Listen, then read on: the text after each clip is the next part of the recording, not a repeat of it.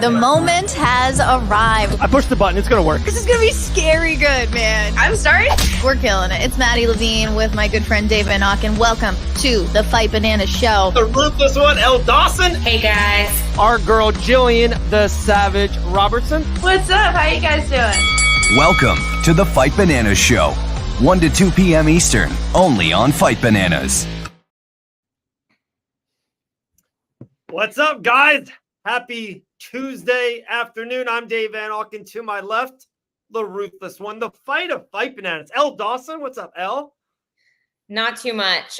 We actually have a new Fight Bananas debut today. Woo! Is this Caesar? Caesar? Caesar is the newest member of the Banana fam. Hello. Like, all right, we have such a great packed show, but we can only go down from there, people. I apologize. You can't do better than that. Wow. Elle, how amazing is a new family member at the house? How's that? I've literally never loved anything more than this puppy tape. Grant, don't even care anymore. You got Jesus Christ. You have Grant Dawson of the new puppy wins. Look at his face. Yeah. No, awesome. Very cool. Look at that. Very cool, guys. Like I said, packed show, guys. We have UFC middleweight, top 5, top 7. We have a lot to talk to him about. 1:30 Eastern time. Brendan IN Allen. 2 o'clock. Kind of coming back on the show from a month ago. You know, we planned this weeks and weeks ahead, maybe only around 45 minutes ago. What's up, Grant Dawson's arm? We got Cody Durnan coming on the show at 2. Then we got boxing sensation, undefeated Devin Cushing around 2:30. But so much to get into, you and I. We're also going to have our guy, Ray Roberts, host of Boxing Bananas. He's coming on. Keelan's coming on the show later on. Elle, surprised you with that one around 1:45. So we'll have a ton. We'll be busy. That's what we do. But first and foremost, let's get into this past weekend. First of all, shout out to you and Maddie. Coffee with Maddie and Elle. Love it. We've been talking about this for a minute. Watched it twice on Sunday, trying to get more views. I loved it. It was great. It was so fun. Yeah, that's definitely going to be a thing every single weekend. Except now we need to have some animal moments. We'll have Maddie bring Coco in. Caesar will come in. We'll have puppy appearances in our coffee show. How funny was it with Ross? Someone asking Maddie Levine on a date, and Ross just happened to be there. The best thing ever. So funny. Yeah. Also, let's make some money real quick. Top left corner, man. Shout them out. They are awesome. I cannot wait till we can sell bundles of their stuff. Productive Athletics Club. I wear it every single day, every single night. That long sleeve with the zipper, it's incredible. So shout out to them. I got a little video we're posting later on today. If you can see right there at the bottom, guys, head to hkausa.com. Use the promo code bananas20 for 20% off your full order. Gotta love that. 20% off. And then, one more button. We're just pushing buttons and making money. That's what we're doing here. Go to JawsResize.com today. Use the promo code FIGHTBANANAS for 15% off. I guess we're getting a big package from them. I can't wait to try it myself. I'm excited about it. T-shirt, merch, all this stuff. So JawsResize, shout out to you guys. I'll keep that going on the bottom for a while. 15% their order. They don't do a lot of coupons over there. I said we needed one here in Fight Bananas. I wanted to pay it forward to our community. So there we go, Elle. Let's go. Tell him we need a package. Caesar can use it as a chew toy. Need something tough. I'm getting at 40. I need to kind of close this line up a little bit. You're sagging a little, Dave. We gotta get you Jazzercised up. What's up, Jay? I haven't seen any comments yet. All right, here we go. I'm sorry. Christopher said hello too. What's up, Chris? What's up, Chris? What's up, Jay Davis? Hey, maybe some big things in the work with them. Yeah, man. Christopher J had a great show on Monday night. Last night was awesome. So shout out to them. Hey, Jay. All right. A lot of stuff to get into. I'm kind of pumped that we have this first 20, 25 minutes, just you and I, because a lot of stuff to get into. But let's start UFC Louisville. A couple things I want to get into, but let's start in that main event. I didn't know you and Maddie talked about it a little bit, but kind of different platform here for being on the show. And I saw a post, we reposted it. Imhoff won via, I believe, third or fourth round TKO. Fourth round. Definitely Herzog a little early in the stoppage. No doubt about it. We're not going to get into it. My question for you, as the fighter who's been in the octagon before, your significant other's been in the octagon before, what is your take on, would you rather have a early stoppage like that we saw about Cannonier and Imhoff, or the late stoppage, aka Jalen Turner, Bobby Green? Where are you out on a short, early stoppage or late stoppage?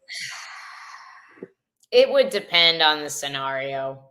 Like, most of the time, I would say, obviously, I'd rather have the early stoppage because, man, brains, you only get one brain, and like money can always be made, wins can always be like come and go. But there are also like, there are fights that make or break fighters' careers. And man, like if there's a chance that you could come back and win it, you know, and it's a title's on the line or a number one contender spot is on the line, like it's hard. It's hard as an athlete to say. If it was Grant in there, of course I would rather him experience an early stoppage than a late stoppage for sure. But, you know, there's also all those things like about the sacrifices you make to get to that point and whatnot. You don't want to lose an opportunity either. So it's a bit of a catch-22, I think. I think, Elle, you have a great point. Now, I actually have another point on it, but I didn't know what you were going to say. So we're going to tack this first. I do think it is situational. I do. I think each one is situational. You never know where a fighter is in the career or you know, time and structure. And my point on this is have something else before my main point. Jared Kinnear, and I know this might sound so hyperbolic, and I apologize, but this is the honest truth. He's out of the UFC middleweight picture now. There's too many guys. We got Brendan Allen coming on. We got Chimaev and Whitaker in 2 weeks. We got Izzy versus DDP. We got Strickland waiting. Guys, Jared Kinnear is 40 years old. Coming off an L. Really? His title picture is done. Like I know people are like, really, Dave? I honestly think his title picture is done. Right. There's too many good guys. There's too many big guys. There's too many big names.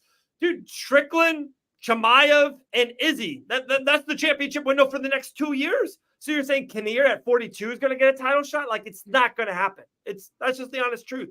So with that being said, like, every situational is different. But the one thing I was going to give to you, like, I am grossed out about the MMA media talking about their take on it. Like, we have no say so. It's you guys. Like, you guys are in the cage. You guys are putting in the time. Like, I desperately wanted to ask you this question. That's why I started it here. Like, it's Grant. Grant decides what's, like, if he's happy about a late stoppage or early. And whatever he says, I respect that. Brian Battle talked about it. He literally used our post. And he's like, guys, I work too damn hard. Like, I know the risk. I'm going in there, but I put in 5 months of my life. I want it to be as late stoppage as possible. There's no way I want the ref to stop it early. And I just wasted time and like all that. So like, I get it. I respect the fighters too much to like me have a hot take on it, if that makes sense. No, that makes sense. Yeah, I agree with you. I think these are grown ass men and women and we know what we've signed up for. And at that level, half your paycheck and a loss on your record is a huge detriment. Like, it's not just a sport to these athletes, you know, it's a livelihood. So it's I agree with you. I think somebody said that they didn't think Cannonier was that competitive. Like, he just beat Strickland not too long ago. Like, he just beat the guy who was holding the belt. Look at this list real quick. I'm sorry to interrupt you. From Joseph, DDP, Izzy, Strickland, Whitaker, Kazma. We're going to have Brendan Allen come on. Marvin Vittori. We got the ascension of Bo Nickel. I'm telling you, like, I know it sounds so hyperbolic. Division. Yeah, it's changing. Like middleweight was not this competitive a year and a half ago. Like, it's changing fast. But Marvin's another example of that. Cannonier, like Marvin's one of the best guys consistently in that top like 7, 8 in middleweight division. Like he has been sitting there for so many years, and Cannonier had an incredibly dominant performance over Marvin Vettori. Like I think Cannonier gets overlooked a lot. I'm not really sure why, because he really is up there. Yeah, no, and he brought up Alex Pereira too. Yeah. 100%. Yeah. If I don't think he'll go back to 85. I think I think we'll see him as a heavyweight more than a middleweight. Yeah, I agree. He's so big. So big. So big. I'm sorry I passed over Dawson's comment here. We love having you guys involved with the show. Would it be easier to rematch an early stoppage, accidentally DQ? Like, absolutely. And I actually think that's the matchup. Kinnear said it. Let's do it in Paris. September, I believe they're in Paris. Let's do it there. Imanoff doesn't have the cachet to say, hey, I'm moving up or going back. Like, I do think we might see a rematch between those two. I really do. I think what his question was is which one is easier, the early stoppage or an accidental DQ, and definitely the DQ, because an early stoppage, a lot of the time, there's a good chance like that guy was already winning. Like, and it was a close fight and it was competitive, but I do think Imavov was probably edging out the fight. Most likely. Yeah. And he was winning the fight. It was a close fight, but I do think Imavov was winning. So it's like a lot of times when there's an early stoppage, the guy who was gonna win is still wins. Obviously, that's not always the case, but it's more common with an accidental DQ. I feel like that's hard to overlook and say, oh, this would have gone one way or the other, depending on how deep into the fight it went. But I feel like that's a super easy rematch to set up. Yeah. Christopher J threw out, in my opinion, the early stoppage is worse.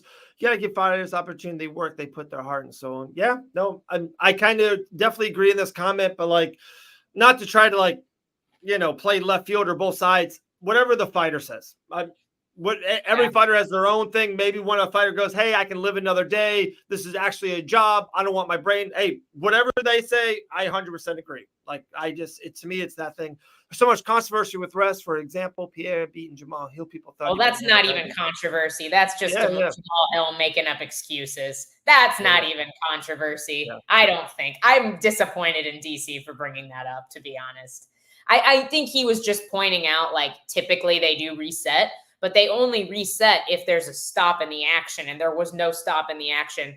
And the knockout came several seconds later. Like, they both threw punches between them stopping and the knockout. So I think that's just excuse for an excuse. Sorry, excuse for an excuse. Does that make sense? That's good wordplay there.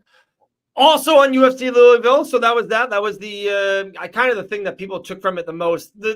There's two main things that I took from that show the most, and I think you probably know where I'm going with it. That moment for Dominic Reyes was so awesome, so amazing. I tweeted it out right away. Imagine if that moment happened at the god dang Apex. Like, it would have not even been close. For him to get that moment, the fans went crazy. And it felt like, too, they were like, the knockout happened, the fans popped. Then Dominic Reyes celebrated, the fans kept on popping. And then they announced him, the fans kept on going. The fans were loud for 2 straight minutes. Imagine if that moment happened at the Apex, would have been horrific. So happy for Dominic Reyes, one, to get the win, get the moment, and then have it in Louisville. Yeah, no, I agree. That was so cool to see. Like, not a lot of people come back from a 4-fight losing streak. And I think he got a win. Obviously, Jacoby's not a like top contender in that division, but he's a very skilled kickboxer. He's very well-rounded, and he's a tough dude. So that's a tough fight to come back to. I really love to see that for Reyes. I hope that he still has a little bit of the old Dominic Reyes left in him, I hope we get to see some of those great fights again. What you doing, Dave? Get off your phone. Dude, I can't stop ever. I did on my phone. It's horrific. Just disappointed. That was that. And then, dude, I don't know why polarizing. For one, I don't know why Rojas Jr. is polarizing. I don't get it. To me, he's super young. I know he's kind of like brassful. I get that to a little bit of extent, but like, I don't know why you have to like love him or hate him already. For me, I don't get that concept. I was really impressed by that performance. Like the grappling skills. I don't care if you're doing that to a white belt who's never you can just see him do the motions and be like, oh, the kid can move. He's got very good scrambling submission attempts. I thought Rojas Jr. was a huge standout this past Saturday. I mean, yeah, he looked good. He fought through some adversity. I don't think Ricky Tercios is like the top of that division by any means. I think he's also a little bit greener. I just don't think Rosas should be in there. I don't understand it. I think they're going to have to take such good care of him in order for him to get to where they want him to be as like a superstar, that it's almost going to be detrimental. Like those fights are meant to happen outside the UFC. Like you're meant to build your record outside the UFC. You're meant to make mistakes outside the UFC. Like I don't like the whole guys getting signed super early. I think sometimes it works out. Like Chase Hooper has had a resurgence. I'm really impressed with him, but I don't necessarily think that always works out for people. I think there are other examples and where people did get in too early. Sage Northcutt, Kay Hansen got signed really, really young, and I don't think it was beneficial for them. I think if they had taken a few more years outside of the UFC, I think they would have had a better run. Oh, he's falling asleep. Oh. I know. And I'm sorry, Dawson, that's Caesar. That's Elle and Grant's new pup. family member. Yeah. Dude, he's that's so it. You're stuck there for 2 hours. Oh, you got to click. Okay. I can't move my arm. You got to click on Joseph's comment about the John Jones fight. I want to say that I will die on this hill. Dominic Reyes won that fight. Oh, he did. Die on this hill. At least 3 rounds to 2. At least, and maybe 4 rounds. 100%. I agree with you, Joseph. He never looked the same after that, Joe. And it was so disappointing. So I hope we get to see that again because he was so great at the time. Wow, Tercios was in the ER 2 days before the fight, and he did well. Like, he had some good moments. I thought Rosas was gonna gas. I'll be honest. I was like, after the first round, he got reversed. I was like, oh, I think that this might go to Tercios. But oh my God, Dawson said Caesar needs a banana bandana. Yes. Oh my God, I'm gonna get him a tiny banana hat. Dude, you guys are the best in the comments in the stream. It's like you guys make the show on Saturday nights during our watch-alongs. It's so fun, Elle. Like, you got to be on the next one.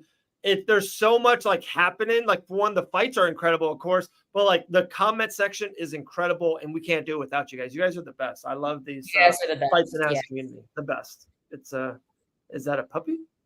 It is a puppy. It's my puppy. This is Caesar. Hello. He's sleeping now. So now I can't move my arm. So now Dave has to push all the buttons. I can't stop. We can't go to the next thing. We have so many people. Dude, Sean's the man, dude. Hey, shout out to you. He always comes before a baby nowadays. That's fair. Oh, no. Hey, Miss Carly, look at that shirt. Dude, ooh. Kevin, carry your shirt. Go get it. All right. Real quick on the things. I know I'm so off. I had a good one on Rose. Sorry, oh no. I threw things off with the puppy. You and I agree. I would guess 90%, and so we're family members out. But this one I totally disagree. And every fighter has their own path and their own story, and I think in a weird way that's what makes the UFC so amazing, that Bo Nickel or Brock Lesnar or whoever, Ronda Rousey, can transition at different times and different things. Different. Ages. Marcus McGee comes in the UFC super old. There's guys that come in young. There's guys, everyone has their own journey. And I kind of think that's a part of their story. And I kind of like that. If you put the work into another sport before you transition to MMA, that's one thing. Bo Nickel came in early in his MMA career, not early in his life. Like Bo Nickel is not uber young, and he put the work in. Like I don't think if you put no work in on the regional scene, I don't think you should be on that platform yet. And like I think it's different for people like Rhonda, Kayla Harrison, people who reached the pinnacle of another sport and then transitioned to MMA. They still did the work. Bo Nickel still did the work, you know, to get himself to that level of wrestling. So it's a level of Rojas Jr., I think he's 3-1 in the UFC now. Like, yeah, because they have to take really, really good care of him. No, I agree with that a little bit now, but Ricky's solid. Like he won tough.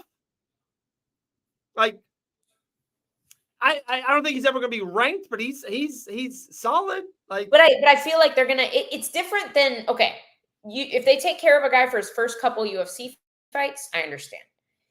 I think they're gonna have to take care of him for a long time. That's my. Then I agree with you. Like if they do that, Patty, that's Patty. Like if they want Patty to keep winning fights, like they're gonna have to like almost CM Punk him. Well, he's fighting Bobby Green. Like they for sure because I think they've realized that they can't keep he's too big of a name for them to just bring in like random guys for him to fight. So it's like, okay, so let's just at least we'll find a decent stylistic matchup for him, and it's a fight where they win even if Patty loses. But then what's after that for Patty? If he loses? Yeah. Like what's after that? I honestly don't know. He's still too big of a name for them to like have him fight random bums. Jared Gordon rematch is if he loses to Bobby Green. Yeah, and when he loses that, what's next for him after that? You know, like that's the problem. That's the problem with guys that need to be cared for. You know? No, I agree, but then you know, and I know you are picking Bobby Green. We've talked about it almost ad nauseum. That fight I don't think I've ever been more confident in a pick, Dave. I know, but if might bite me in the ass, but I don't think I've ever. I was going to say, what happened if he does? What happened if he beats Bobby Green? Like, how? Via submission. Oh my God, get out! Bobby Green's never been. Islam didn't freaking submit Bobby Green. Like, Islam is not. My God, like, I don't know. Is Islam the best fighter alive right now? Huh? Is Islam the best fighter alive right now? Yeah. It's got to be. Like, I will say this though. I thought there were areas where he looked mortal for the first time. Yeah. Like it's. I did this without you, Elle. I think it was last week or the week before. I think people are undervaluing actually this run. This Bobby. I know Arman was short notice and all that, but like Bobby, Dober, and Arman before to get to the title, beating Oliveira. And I know Volk is lighter, but at that time, Volk was the pound for pound best fighter alive. Yeah. Not once, but twice. One with a crazy finish. And then to beat Dustin, like this run's pretty good. Like this run is pretty dang good. Yeah, no, I don't disagree with you, but I think Arman's got a really good chance. I agree, Joe. I thought Islam looked mortal against Dustin, and I thought Dustin fought really well. Like, especially considering Dustin had some injuries in that fight, like, and he still fought him really well. So it really, I'm very curious to see what the next year looks like for the lightweight division. I wouldn't be shocked if we either saw Islam go to 70 or maybe lose a close fight to Arman. Like I could see it. Talking about your boy, what is Arman doing? Like, what is he saying? I don't know. It's not. I don't know. I saw some things quoted. I was told some of it was taken out of context. I don't really know. I still my personal opinion is I don't think it was necessary. It didn't make sense to me. I don't think Arman and Dustin are ever going to fight. Me too. But I'm not. I cannot speak on it. I don't know. I don't know. So I'm going to speak on it because I do have, I think, a take. Okay. What Armand should have done. Hey, you're kind of next in line. Dana White said his name. If he doesn't go up to 170 right away, Armand is next, probably in this calendar year, 2024. All Armand had to say is what we just said. Nothing negative at all about Dustin. We did not say anything negative about the Diamond Dustin Poirier. All Armand had to say is like, hey, Islam looked mortal. I would beat that Islam. He looked tired. Like, all he has to do, he doesn't have to put Dustin down to put himself up. Like, I don't understand the digs at Dustin Poirier, one of the captains or one of the American top team limelights. Like, to me, it's bad mojo for that gym interaction. Like, Armand, what are you doing? Like, I would say that to him, like, I just didn't think it was necessary. Yeah, I honestly don't know. I don't know if it was misconstrued. I can't speak on it, but It was strange. It was strange. It was very strange. But I agree with Sean. I think that's one of the first times Islam looked mortal. I think this is interesting. I think that last round of the Volk fight, Islam looked a little mortal, but we were all able to kind of dismiss it with like, man, the weight cut, the travel to Australia. This time around, like, man, I don't know. I don't know if maybe Armand can get it done. Let's see. Dustin's 35 years old. Yeah, he is a walking legend, man. Absolutely.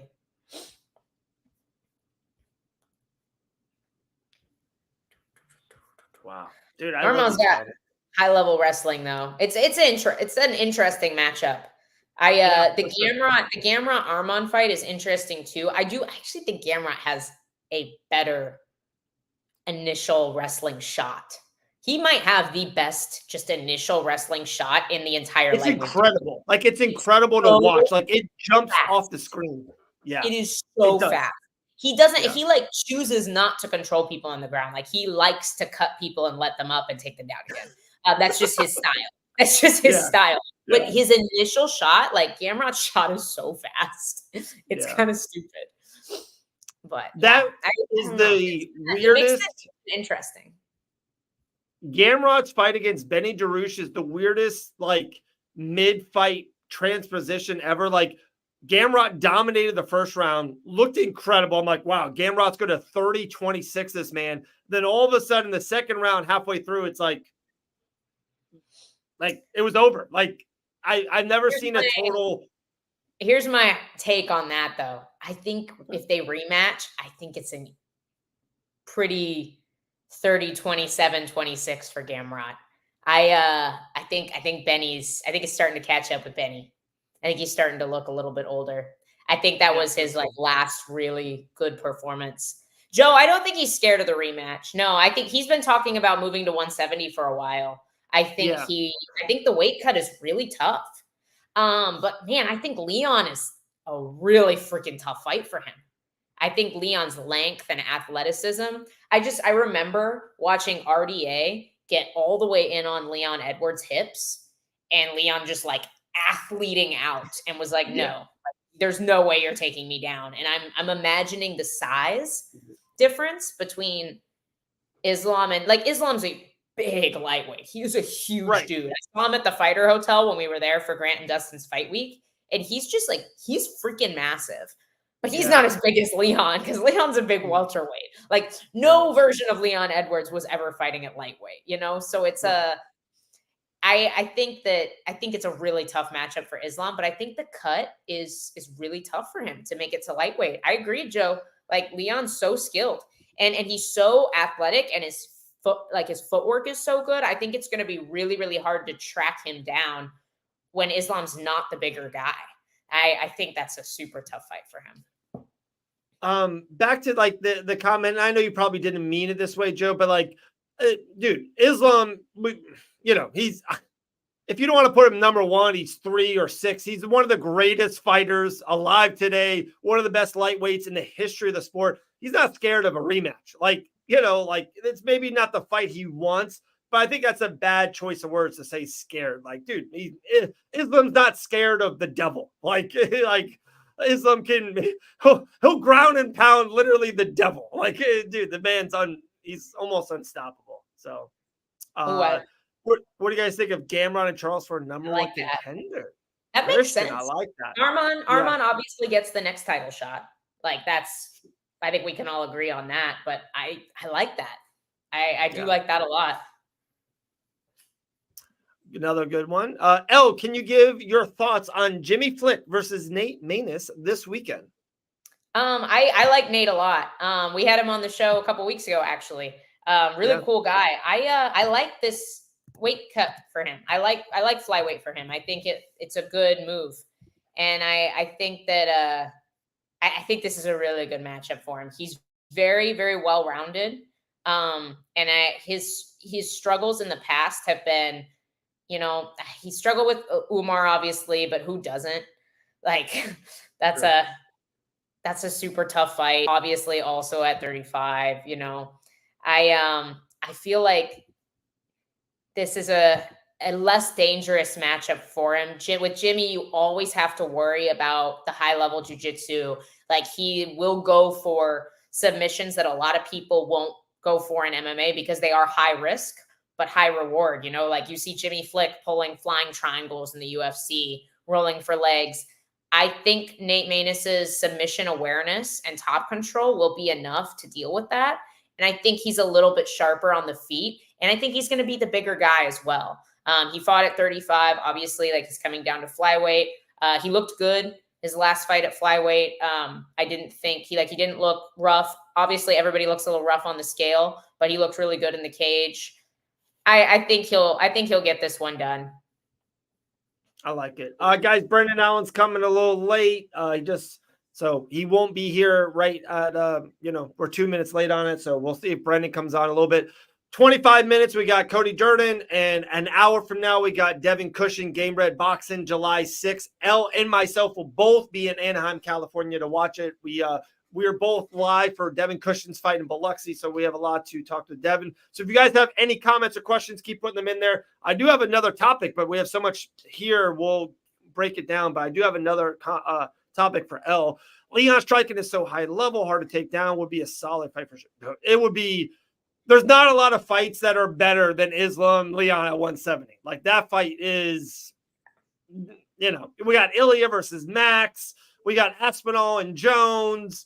There's not a lot better than Islam versus Leon at 170. I'll tell you that right now. Islam and Prime Usman would be so good. I would love to see that. So good. Just the level of the thing that Islam is he's being beaten. Yeah, no, for sure. Yeah. It's MMA. It's just I feel like sometimes the chips fall into place and sometimes they don't, and you take a loss. I almost have a little bit like I don't respect Islam less because he has a loss on his record compared to Khabib. He got caught. It happens to some of the best guys in this sport. And no offense to Khabib, and I have all the respect in the world for 29-0 Khabib Nurmagomedov. If he would have stayed and just keep fighting, sooner or later he was going to get caught. Like, it's just it's the fight game. If you stick around long enough, GSP, Anderson Silva happens to us all, guys. I know people don't want to hear this. John Jones, probably the greatest I've ever seen inside that octagon. If he defeats Stipe and stays against Aspinall, we'll see. We'll see what happens. So crazy.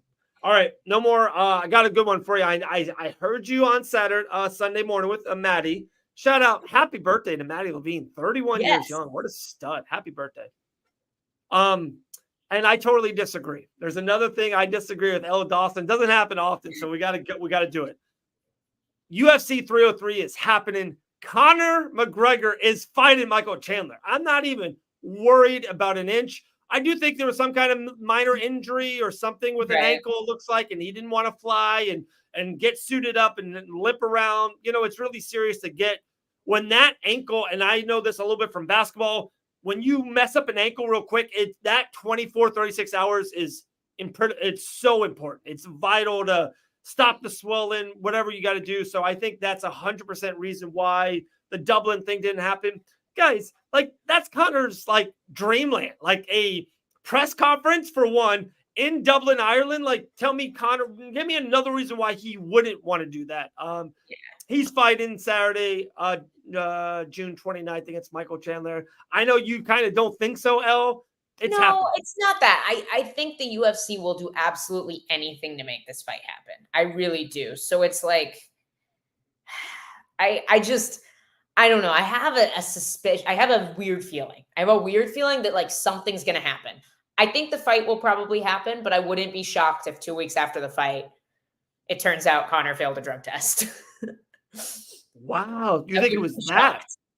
I don't know. I don't know what I think. I just think it's so there has to be something weird that happens with all the craziness that's happened with Conor recently. I don't know. If this goes off without a hitch, it'll be weird. It will. I get it. Chris, I think Islam needs to defend 1 or 2 more times against actual lightweights before Chapin. Yeah, I agree with that. I think that's a great comment. I totally agree. I think it's Armand next. And, dude, they had the Charles Oliveira booked for the rematch. I know it didn't happen. I actually like it if Charles does defeat another guy and there was multiple fights in between. I would like a rematch between Charles and Islam. I would like that. I would like to see that too. Yeah. Do you consider Islam pound for pound number 1 right now? I do. You have to. Yeah. I think if Jones beats somebody besides Stipe at heavyweight, then yes, like Jones goes right back to number 1. But Stipe's like he's been retired and come back and he's retired again and coming back. Like I think if Jones beats Aspinall, there's no argument. Now, obviously, this isn't on anybody's radar yet, but I'm just saying, if Alex Pereira goes up and somehow wins a belt at heavyweight, nobody's taking number 1 pound for pound away from Alex Pereira. Like, that's GOAT status forever.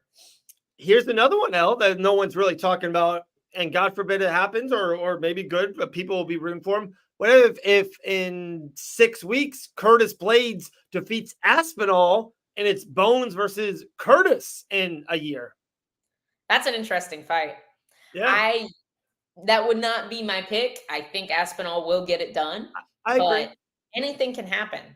Yeah. So that'd be wild. Yeah. I actually think just style wise, I think Jones beats Curtis Blades pretty handily, but I think he struggles with Aspinall's length and style. Like, even if Blade beats Aspinall. The pop from Aspinall, like the length, the explosiveness, the athleticness, I think Jones has made a career off being better at those things. Yeah. And there's very few guys that he's fought.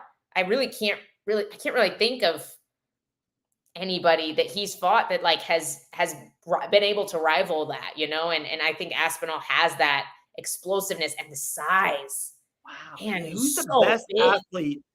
The best athlete John Jones has ever fought? Was it Rashad Evans? Probably. Yeah. That kind of really jumps at me. And that was like, remember how small Rashad looked to John Jones? Like, yeah, that's why. Well, and I'll be honest, I thought Jones moving up to heavyweight, I thought he would look small. I was like, yeah, like he's tall, but he'll be like skinnier than everybody else. No, that dude is huge. Like, he put on muscle so fast to get to heavyweight, which if you look at his brothers, like if you look at the rest of his family, like it makes sense. Like big boys. They're all just like elite genetics. High level striking is the one thing I think Islam can have trouble with, especially a lately fighter. No, that's a really good point, Sean. Good point. This, I totally disagree. Allen versus Islam possibly next. No, no, you don't think that makes sense? No, not at all. I think Brendan Allen, and you might think I'm wrong, I think is a past Imanov. Like him versus Marvin, to me, that fight still makes more sense. Like it makes sense, yeah. And I just don't know if Brendan's gonna want to wait for Marvin, to like.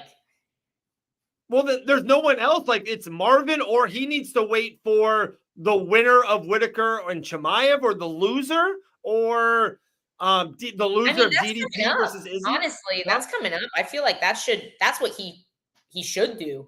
Like Brendan Allen should just call out the winner of Whitaker and Chimaev. Oh, for sure. For sure. Because I just don't know if he's going to want to wait for Marvin's like to heal up and everything and like get back. And then they got to find the right card to put them on. Cause they're not going to throw that fight on a fight night.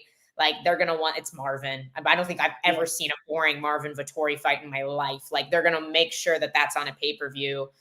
Like, or a main event. Or a main event in an arena, not in the Apex, you know? Like Did you see that they just announced Apex? I really like, I thought it was great matchmaking, welterweight division, Burns versus Sean Brady as the main event. I like that fight a lot.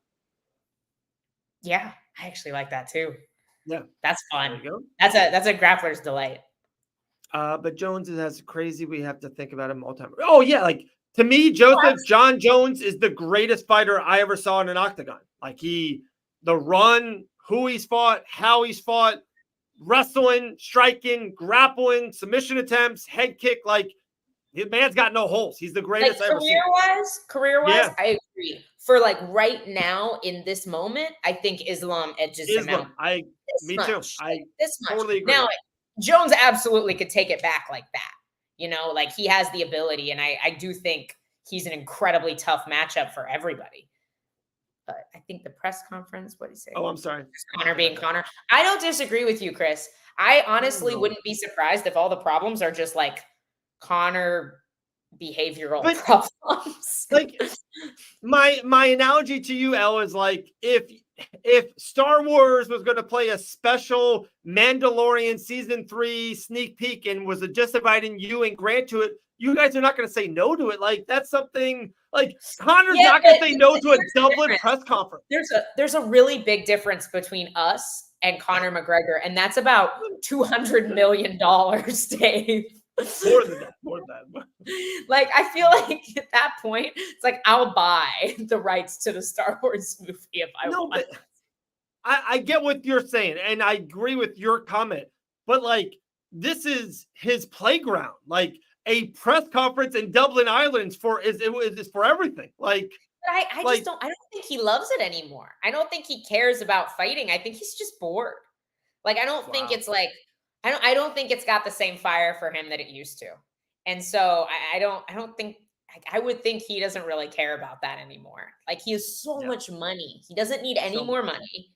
If he, especially imagine like, and I'm not saying this is the case for Conor McGregor. I don't know the guy, but like, imagine if you did have that much money and you don't feel fulfilled in your life, how miserable and terrifying that would be. So you just start like chasing things to make you like, it's like, okay, maybe this will help. Maybe this will help. You know, maybe this is what I need to do, you know? And I'm not saying that's what he's dealing with. I don't think he needs any of this for his life, you know? And definitely not for his wallet.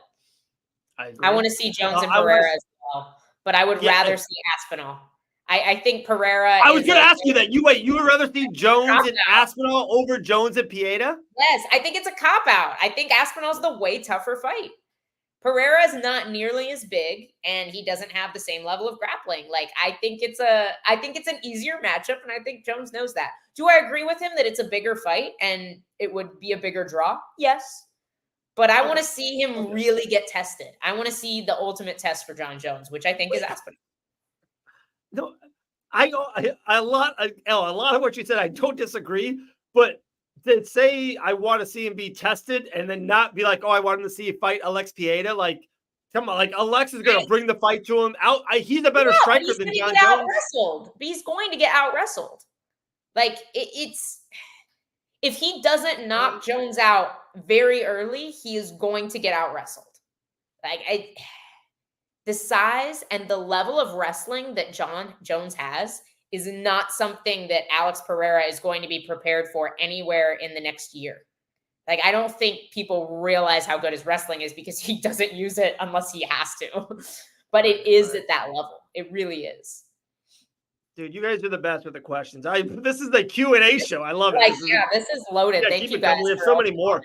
They said John is going to do that to him. Look what happened. John is most well-rounded, even DC. Yeah, no, he's John Jones, the greatest UFC fighter I've ever seen. I think Jones beats Stipe's and retires, unfortunately. So this is Christian. This is the funniest thing. I got the best backstage story ever. Elle knows this. It was like a year ago in Vegas. I was out there with Dean, Masvidal and stuff, and we met up with John Jones surprisingly, and he literally told us this. Like, he's like, guys, I want to be with my family. I got one more with Stipe, be big money. literally said this. So yeah, that's what I think is the game plan. Guys, we're not going to do this alone that much longer. Brendan Allen, yeah, I don't know. Hey, it happens sometimes in life. We might skip it and just keep moving. We got Cody Jordan coming on in 15 minutes. But right now, we got another member here, the Hype Bananas family. Let's get him back on the show. Let's get our main man, Keelan. What's up, dude? Guys, good to see you again. How are we? Good. How are you doing, man? So good, dude. Good, thanks. I promise you, Elle, I'm not being held hostage, okay? I'm just in a different place. That's all it is. Hold on. You and I are in a bathroom? I'm just kidding. Look at the tattoo. Not the worst thing that's ever been said. Keelan's dangerous. Do you think Burns is going to decline due to injuries? Right. I think he's been around. I think Gilbert's been around a long time. Jiu-jitsu, MMA. He's getting older. It happens. Yeah. Okay. Yes, we agree. Jones and Pieta brings in more money for sure. Aspinall's the better fighter. He's at least bigger, if nothing else. Chris. Pieta wrestling had not been tested. Oh, well, yeah, I guess I agree with that. No one's really tried to grapple him. Jan did that a lot, though, in that fight. Huh? I said, Izzy kind of did a little. That's true. That doesn't count, though. That doesn't count. No, but I agree. And Jan, people like Jan's not a grappler. I don't know why people say that. He's not like a bad grappler. He's just like, he's a mixed martial artist. He's fairly well-rounded, but he's not like, I don't consider his wrestling on the same level as like DC or John Jones or guys who straight wrestled. Like I don't, right. I think Jan is a really good striker with some wrestling. So I don't compare the two. I think Jones's length makes his wrestling even better because he can shoot from further away out of danger and still take people down because his arms are crazy freaking long. I don't know why I feel so against this. I understand, and I know Jones will grapple him. I don't think any man on this planet ragdolls Alex Pieta. Am I wrong on this, guys? No, I agree. I don't think it's as easy of a fight as the Ciryl Gane fight. I think there's two things that change the difference. I think Pereira's takedown defense will be better, a little bit better than Gane's. I think Jones will have to work for it and set it up well because, he trains with Glover. He is grappling in the gym. I don't think Gane was doing much grappling. But I also think that there's a lot more danger coming in for the shot with Pereira, knees, kicks, his insanely hard hooks. I think Jones will have to be more careful shooting on Alex Pereira than he does on Ciryl Gane. I think that's an excellent. Sorry, I was spending the last 2 minutes getting caught up. I promise you I haven't had a stroke or anything. I'm getting caught up in everything people's been talking about. No, listen, there's jumbo jets that have a smaller wingspan than John Jones, and that's always been his greatest advantage. The guy's got arms like Stretch Armstrong, for the love of God, and that's just going to help you whenever you're a professional fighter. But I think Alex Pereira has a better chance. I don't know how Dave's doing this, but it's a very good illustration of what John Jones has going for him. Yeah, just classic illusion.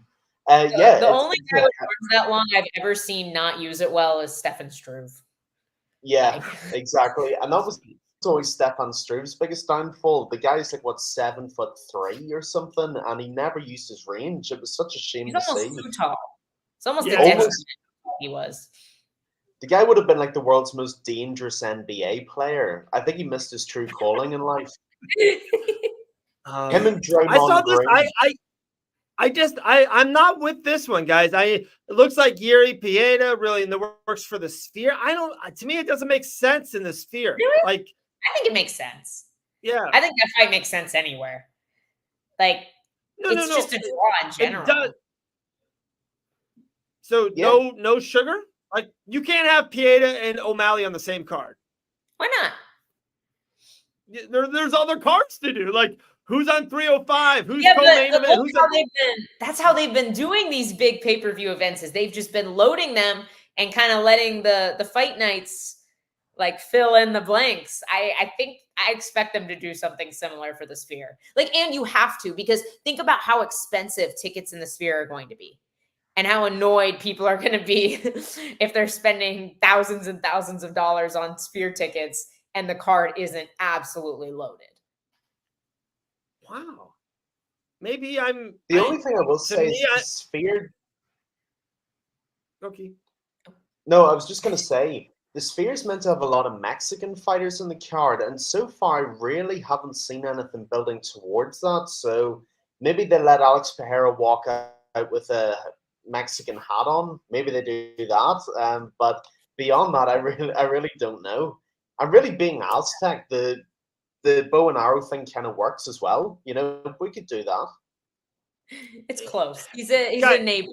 They're neighbors. Grasso and Shevchenko's on that card. Brandon Morano versus Henry Cejudo's on that card. Rojas Jr. versus blank name is going to be on that card. Yair Rodriguez versus Bryce Mitchell is on that card. Like, that is pretty stacked. And then I think you main event it with O'Malley and Merab. Like, that's the main card. I think that card's great. O'Malley, Merab, Shevchenko, Grasso, Cejudo, Morano, Yair versus Thug Nasty, and Rojas Jr. Whose name is Rosas. It's actually very interesting. Rosas. No, it's very interesting. I saw a video earlier from Tim Welch, Sean O'Malley's coach, and O'Malley looks like he's recovering really well from his surgery. So it looks like he is gearing up for a fight at the end of the year. Maybe this is what's in the pipeline. I like it. It could. Yeah. I mean, I'm with you. Like, it makes sense, but I agree. Like Sean said, like the Sphere is expensive. Yeah. Like I feel like that I wouldn't be surprised if they threw another big fight on that card, and I wouldn't be mad about it either. Like I'm for it. Of course not. At this point, I'm definitely not mad. I just think they got 307 and 308 and 309 to do. They still got 3 more pay-per-views, right. October, November, December. It's like, if you just go insane in September, like you still got the Madison Square Garden card that usually has 2 big main events, the December card. And I could see them doing that in Madison Square Garden, but one of those is overseas too. And I think they'll keep that. I think they'll keep that fight in the States. Unless it's in Brazil, I don't think it makes sense to take that fight outside the States. No, so Christian, the Burns and Brady, I heard, is September 7th. The Tampa card, I heard, it's in July. Like, it's coming up July or August. Like, I don't. That's fast. Yeah, maybe August. I don't know. Dude, I would actually like that. Burns Brady as a main event for Tampa. That'd be cool. I like that. That would be clean, you know. That would be a good main event. Yeah, a fight bananas. I want to get a suite like we did in Orlando, Elle. That'd be cool. That would be cool. For the hockey game. I'd be down. In all Especially fairness, if you're paying. Yeah, exactly, Dave, if you're paying. But if the Sphere's too expensive, I'm happy to see Bono get beaten up. We'll have the rest of you two watching. I don't mind that either. I like that. Wait, Chris, come back on this one. The Denver card was supposed to be in Tampa, so are you saying the Tampa card is out? It's gone. Come back with that, Chris. I still heard they're doing a Tampa card. Yeah, I heard that there was still one coming. Yeah, O'Malley versus Morado headline the final pay-per-view. I mean, if O'Malley is recovering from surgery, there's a good chance it won't be in the Sphere. In which case, Yuri and Pereira would main event the Sphere. Makes sense for the Sphere. Yeah. I mean, Pereira can sell out arenas anywhere. He's become such a big superstar. Yes. Like I think he's one of those guys they can take anywhere, but it makes the most sense to either put him in the show like the Sphere or in Brazil. Yeah, I think that's a great point. And I think what the UFC have done so well with Alex Pereira is that he's so big now. You can put him anywhere and he's going to sell it out. It's not like with certain fighters where you really have to be selective where you put them. Someone like Alex Pereira, you could literally put him in Antarctica and he'd find a way of selling it out because people 100%. Want to watch Alex Pereira. So, I mean, realistically, the Sean O'Malley point, Elle, is a really interesting point you brought up. If he's not fit for the Sphere card, there's no one better to slot in than Alex Pereira because he can cover that more than good enough if O'Malley needs an extra month, 6 weeks to get healthy and to get better. So maybe that's what they've got going on, and that would actually be a pretty good backup plan. Yeah. I don't hate that. I think it makes sense. I agree. He can sell out arenas anywhere. I really think they have a potential like new superstar. I feel like we all thought it was going to be O'Malley, and he's still like will be in that arena of superstars. Yeah. But I feel like Pereira is the new Conor McGregor that nobody saw coming. Wow. I like that, Elle. I like that. All right. So Chris was saying, guys, as of now, no plans in Tampa. Didn't see it on the Florida Athletic Commission site. That's super disappointing. Super disappointing. All right. Maybe they'll move it later this year. Maybe we'll get lucky. Yeah. They'll do it in the winter. Definitely.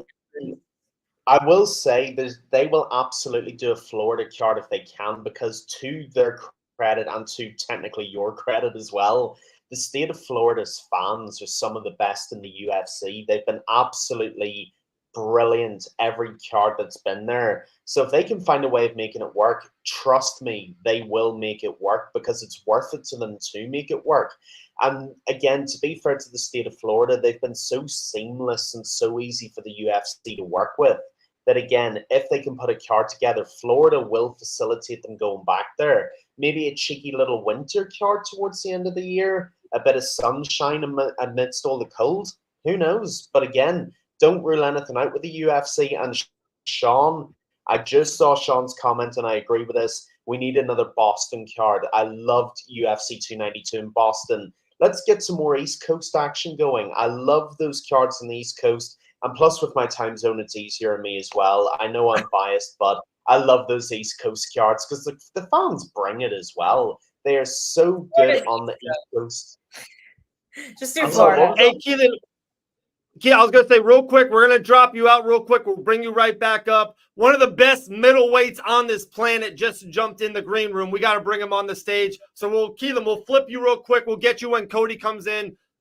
Dude, Brendan IN Allen's our guy. We got to give him some love. Keelan, we appreciate it. We'll get you back in 10, 15 minutes. Like I said, one of the best middleweights on this planet, 24-5, still 28 years young, 12-2 in the UFC. Let's talk with our guy, Brendan IN Allen. Damn, what's up, dude? Bro, you just gave me. What's up, man? Shit, you just gave me a hell of an intro. Sorry for being a little tardy, man. I apologize. No worries, it's all man. good, brother. Hey, we on all in time. You know what I mean? Anytime we can get you, we appreciate you. No, man, I'm sorry. I don't like to be tardy. Shit, just seems like a story of my life here recently.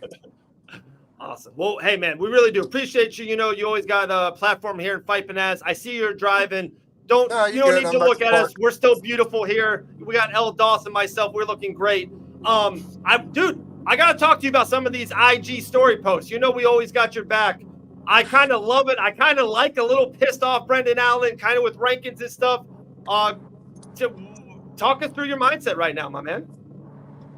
My mindset is like, fuck everyone right now, to be honest. If you want me to, my honest opinion, it's really like, fuck everyone. Like, I really don't care. At this point, it is what it is. Like, I don't know. I don't really get any respect, so fuck everyone. I'm not going to respect anyone either. Hey, we got nothing but respect for you over here, Brendan. You know that, man. We old school. We doing skits with Dean Thomas in the garage 5 years ago about you. Come on now. I remember, man. Yeah, it's just like I only fuck with the same people that was with me back then. Like now, it's just like, especially if anyone's on the panel. I'm gonna say some derogatory thing, but if anyone's on the panel and they ask me for anything, they can fuck off. That's how I feel. Like that's gonna be my first question. Are you on the panel? Yes. Okay. Well, fuck off then, because you're just a retard and I can't have a conversation with you.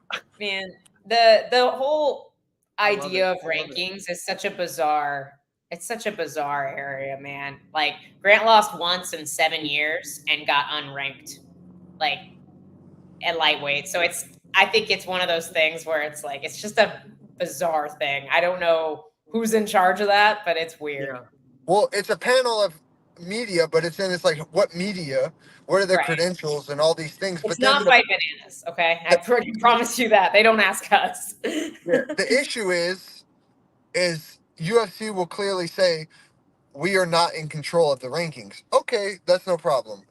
But I know personally people that get when they come to fight and talk about fights.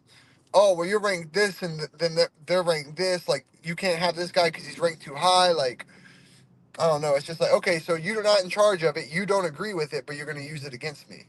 So it just doesn't make sense. Right. So really, you have a whole bunch of media that doesn't know shit, that's retarded, and they have an effect on our fights and where, like, who we can fight and things like that. So it's just like, it makes no sense. It's retarded, and yeah, it's just fucking with who I want to fight. Like, it's delaying my time to get a shot at a champion, because it's like, I don't know, man. It's always just something stupid. I don't know. I don't like it. I don't agree with it. But again, it's just something that we have to deal with. And I don't know. There's really kind of no workaround. But I also just still firmly believe that you get what you want by having the right following. Like, whoever's got the most following gets the best opportunities. If it's you and this guy, and even though you can be better than him, if he's got more followers than you, he's gonna get the chance before you do. Like, that's how I feel. So it's just like, and for me, like, the answer could be like, okay, why don't you put more into social media? It's like, well, motherfucker, I don't have time to do what I'm doing now. How you want me to put more time? Yeah. Like, sorry.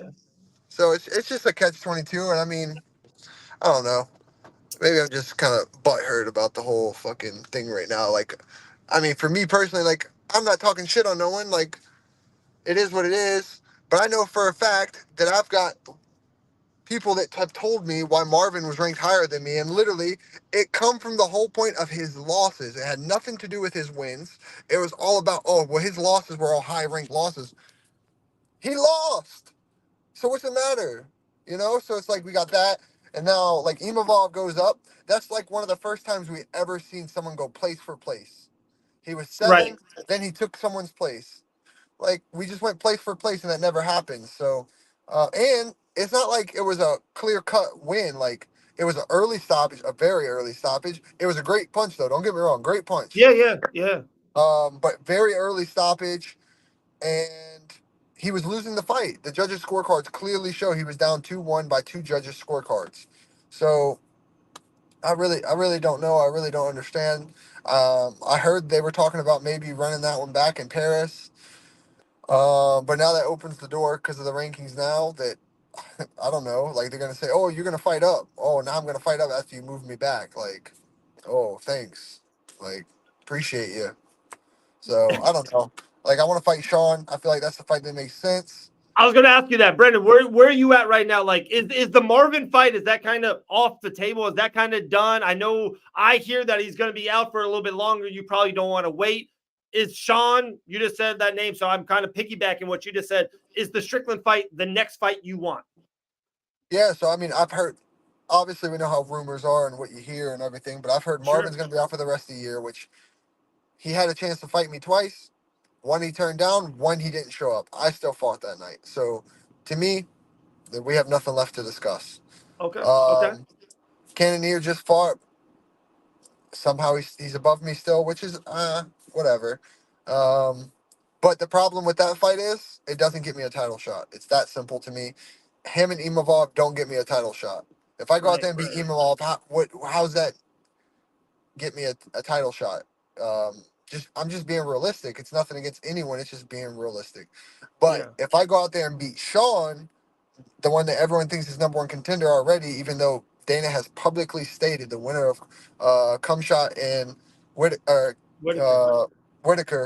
get the title shot. You rarely ever see Dana, of all people, go back on his public word of saying that someone's going to be the number one contender. And I think a great example of that is Bilal Muhammad. That's my boy anyway, but still, he was said, a year ago? It took a long time, but finally he is the guy getting the next shot, Yeah. So, I don't see where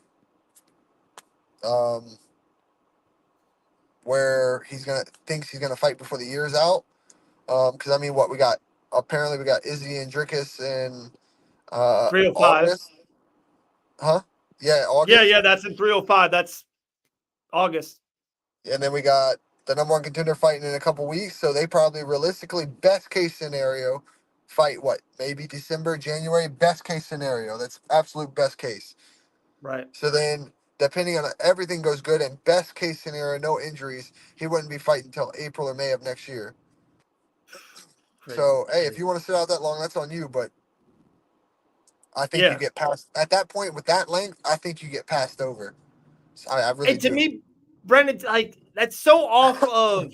That's not like Sean Strickland, like right, like Sean Strickland to me, right? And you can like him or hate. And I feel like you guys, your relationship is, at least from afar, seems it's a lot better than what it was 2, 3, 4 years ago, whatever.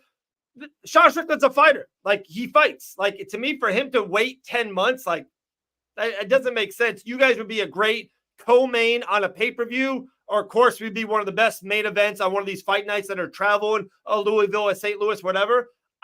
That fight is the one that, to me, makes sense. You and Strickland. I mean, man, I don't have a big following, but he does. So he'll pull in the views that y'all want.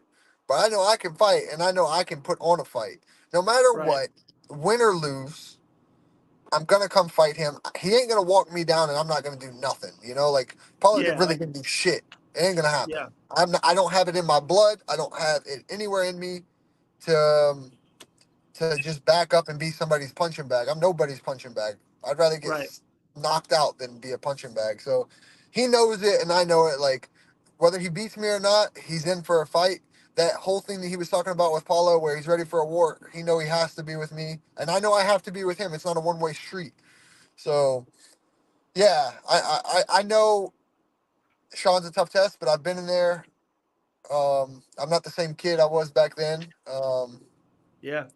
I think we both know the difference of then versus now, and for both of us, it's not just a one-way street again. So that's what I'm looking forward to. And again, he's the only person that goes out there. I beat him. There's no denying that I get a title shot next, no matter who's the champion, no matter what. Like I beat him. There's no questions. My resume will fully speak for itself. At that point, I'll avenge both losses I've had in the UFC. I beat the clear number one contender, former champion. Like, and if I finish him, we don't get much better than that. There we go. Hey, BA, man, we appreciate you so much. We, dude, it's on me. We already have someone in the green room scheduled next. Oh, good. No hey, anytime you want to vent or do whatever you want, we got you. Like I said, we're always showing you love here, and I hope you know that. I definitely want to talk to you about the next All In Combat. We always love doing you doing your thing. You and Tuco on the mic. That's got to be a fun time. So next time we'll talk to you about that. All right, brother? All right, man. Thank you so much. Sorry I was tardy again, man. I'm sorry. Thanks, Brendan. Sorry I was frozen the whole time you were on. But it's all right. We knew you were there in spirit. Yeah, for sure. Hey, BA, Brendan, All In Allen, unbelievable. 12-2 the UFC. We'll see you soon, my guy. All right? Of course. Thank you, guys. All right, there it is. Brendan, All In Allen. We love him. We appreciate. Hey, our next guy, Cody Dern's been in the green room for 8 minutes. I'm not going to make this man wait no longer. He's fighting July 20th at the UFC Apex. Let's get him in. Cody Dern to the show. Cody, what's up, brother? How you doing? Doing good, Thanks man. for Hey, joining us. thank you for waiting, man. That was on me. BA was a little late. I put him in. He had something to say off his chest. I appreciate you waiting, Cody. No, that's no problem, man. You know, I had to listen to what he had to say, and he's right, man. Sean Strickland versus Brendan Allen, I think it'd be a great fight. But Sean, man, I mean, that style is just crazy, man. I don't even know, like, it's weird, bro. You know what I mean? But something in me just wants to Muay Thai kick that leg out from under him when he steps up every time. But probably harder said than done, huh? Probably, but I love what you said about it too, and of course we'll get into you in a second. I think Brendan versus Sean Strickland is like money. Like that first fight was a great fight. They're just two bulls that do this. Like they both kind of go forward. They're both trying to be active and strike. They're both, to me, better. Tell me if I'm wrong, Elle. To me, they're both leading the dance than following and counter it. They both want to take charge of the octagon. They want to be in charge in there. No, I agree. I think they're both heavy, like pressure fighters. I think it's fun a lot. I still would really like to see Brendan fight Marvin. If that fight ends up happening, I think that's a good time. I think Marvin's one of those like ultimate tests in the division for everybody. Like he's always hanging out in that like top 5, 6. Yeah, I agree. You know, right before he got hurt, we were at I think it was like a few days before, me and Marvin were sitting at dinner together up the street, and we were talking about it. Man, I mean, the guy was putting in work. He said he felt great, and then, you know, he got hurt. And so it's like, I don't even know the update on that because I haven't spoke to him, haven't seen him. But I think he's still recovering. Yeah, shoulders are tough. Yeah, they are. Yeah, they are.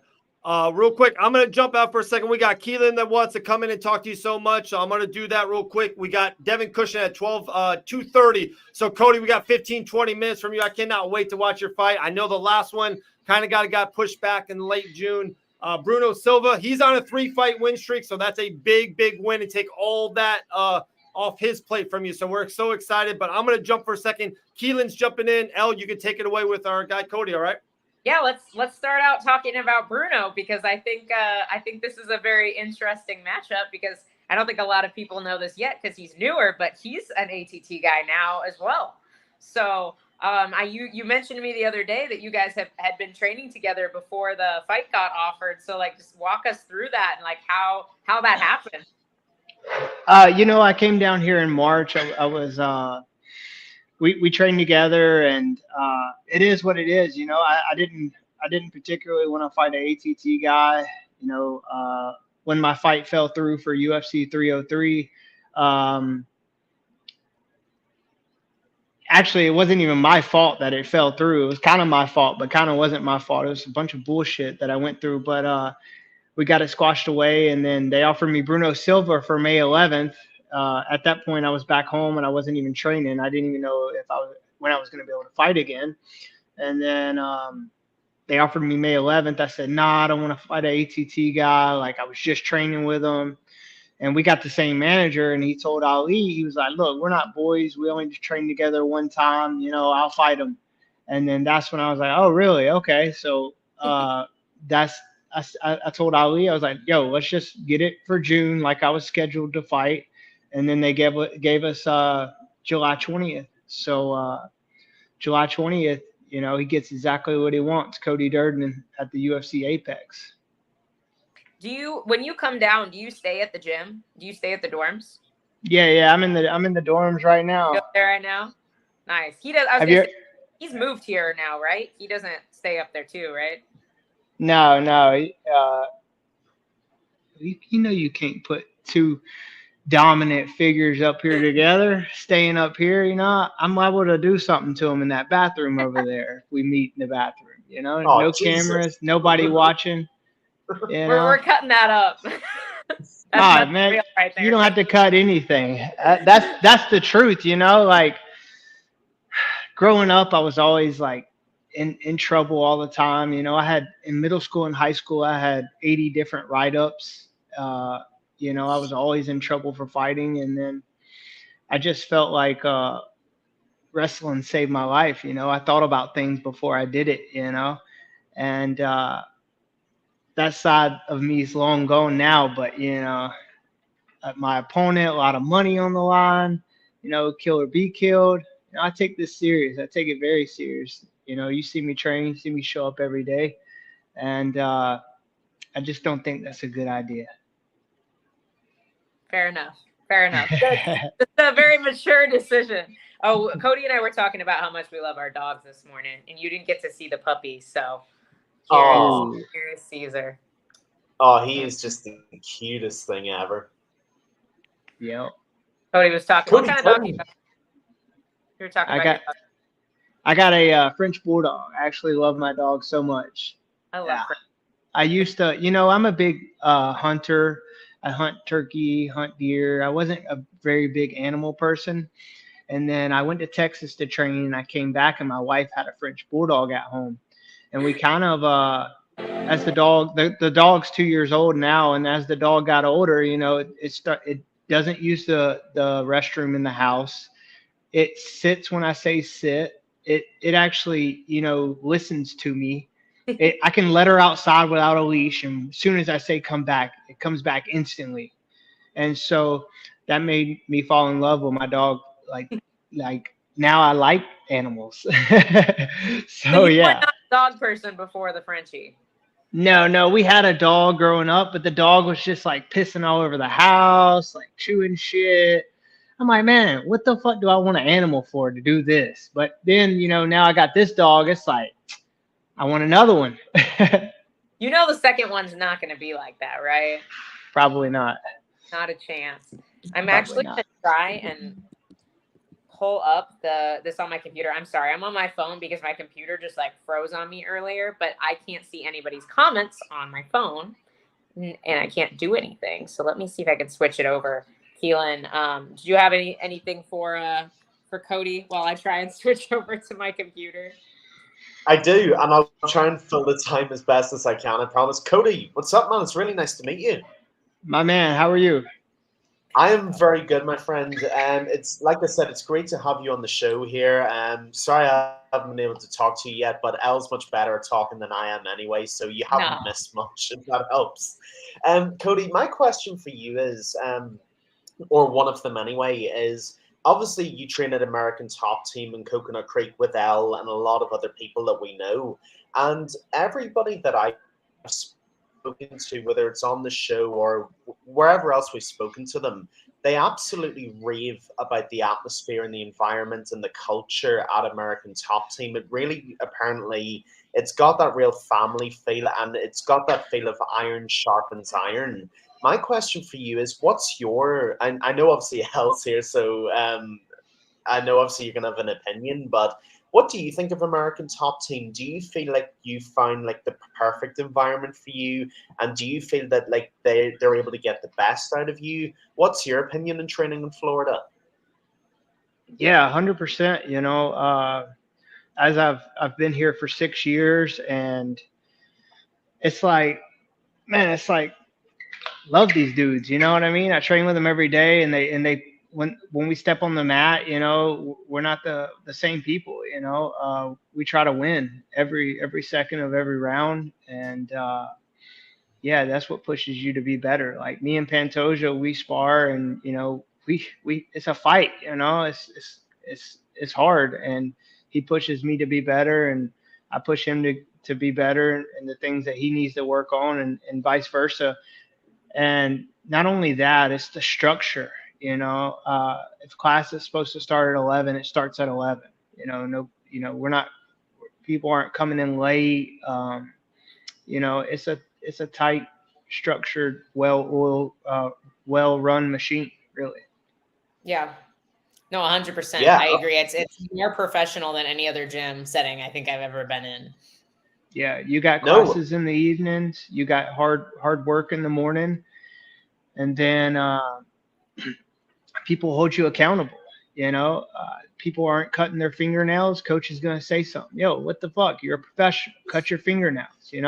If you're walking in late every day, they say something to you, and like Coach Bruno, one of my coaches here.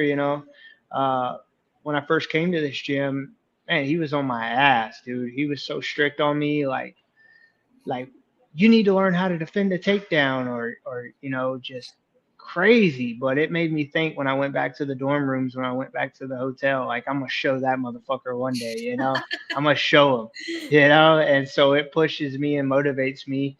And a lot of people, they're with different groups really here, different coaches. There's a lot of coaches here. You'll be on Monday wrestling, and there'll be 3 or 4 coaches on the mat just watching people and helping out. So it's the best gym in the world. Yeah, I mean, like I said, I'm not gonna lie, everybody I've spoken to has the exact same opinion, so you're not on an island in any way there. And the next question I have, and then I'll hand it back over to Elle, because I know she's probably got more interesting stuff to talk about. The other question I had, Cody, is, and I think you may have touched on this already, You said that you've been an American top team for a while now, obviously 6 years, and you were already a very good fighter before you joined ATT. But since then, and especially in the last couple of years, it seems like you've gone up a level or two. And I suppose my question is, what do you attribute most to that? Is it one particular thing? Is it just a combination of everything? What is it you think about being in Florida that really unlocks the best in you as a fighter? Well, you got to look at it this way, Keelan. I didn't get in the UFC till I was 29 years old. I worked my ass off for my family, bought a house. I worked, I had to wake up at 6, be at work by 7, got off at 4, stayed in the gym for 2 or 3 hours, and then got home. So I was only had opportunity to train one time a day. And when I did train, I was tired as shit from working at the construction job all day. So I've always been a blue collar worker. And then, the last 4 years when I got in the UFC, I quit my job and then boom, I tore my ACL. All right. So that was it took me 10 months to recover from that. But when you tear your ACL, it takes a lot longer to recover from that as far as getting back to where you were before, it takes a year or, at least, 16 months or whatnot to get back to where you were before. And then, I've really only been training a full-time fighter for 4 years now, but one year of that was torn ACL. So I'm just embracing the grind, man. And I'll give you another instance today. Like I was sparring a guy that I was better than on the feet, but I knew he was really good at jiu-jitsu. And so I took him to the ground just so it'd be harder on me. You know what I mean? So I put myself in these hard situations. And as soon as I took him down, he was rolling for leg locks. So now I'm defending leg locks, and I'm like, okay, this is exactly what I didn't want, but I wanted. That's what I wanted, but I didn't want. And so I was really questioning myself after the sparring today. I was like, man, why would I do that? It's like, well, because I'm trying to get better, and I'm trying to, take myself in training to their great strengths, so that I'll be aware of it in a fight. So for you, it's really not about being content. It's about always looking for the next level and always trying to be better. And you've basically got the people around you who encourage that. 100%. I always ask Pantoja, hey, you want to spar? Hey, Victor Diaz, let's go. I try to pick the hardest rounds for me, depending on how I feel. If my body feels good, I'm not injured, or I'm not too sore where I want to get hurt, then yeah, let's test ourselves. Every day we show up to practice. You brought up Pantoja, and I know obviously you've trained with Kyoji as well. Yeah. I did not get to watch Kyoji's fight because it was at like 3:00 in the morning our time. I don't know if you got to see it, but I definitely would love to hear your thoughts on Kyoji fighting outside the UFC. In my opinion, he's probably the best guy that's not in the UFC. And do you agree? Would you like to see him back in the UFC? Do you think he'll ever make that jump?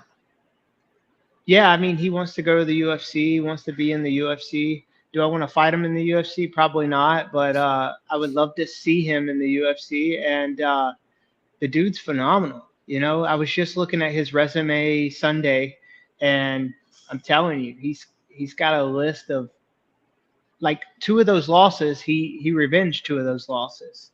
So it's just like the new 135er Ka Asakura, the new signing. Kyoji lost to him, came back and beat him, knocked him out. So lost to Sergio Pettis and came back and beat him. So it's like, and that's up a weight class. The guy's a natural 125er now. So just amazing. I think it's 33 wins, 5 losses, revenge 2 of those losses. Shoot, that's crazy. And let me mention this: the fastest guy I've ever trained with. I hear that a lot. You're not the only one I've heard that from. He's definitely a very explosive athlete. Yeah.